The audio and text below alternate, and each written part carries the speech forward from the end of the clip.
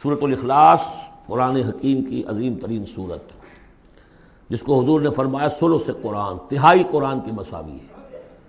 توحید باری تعالیٰ پر جامع ترین سورت، مختصر ترین اور جامع ترین۔ قل هو اللہ احد، کہہ دیجئے وہ اللہ ایک ہے، نہیں تنہا ہے۔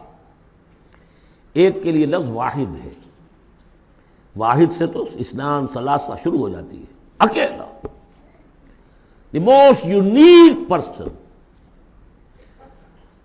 قل هو اللہ احد، تنہا ہے، اللہ الصمد، باقی تمام مخلوقات کا وہی مرجع ہے۔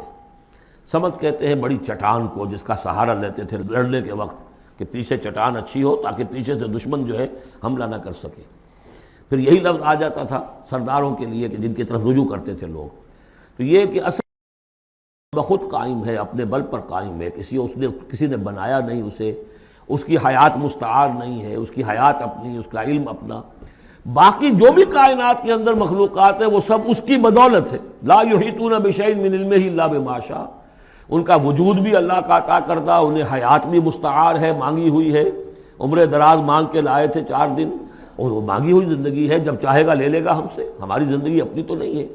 لیکن یہ کہ باقی تمام مخلوقات کو تھامے ہوئے ہے، اور یہ وہی ربط و تعلق ہے جو میں نے آپ کو بتایا تھا اسم اعظم، جو الحی القیوم، خود زندہ اور باقی سب کو تھامے ہوئے۔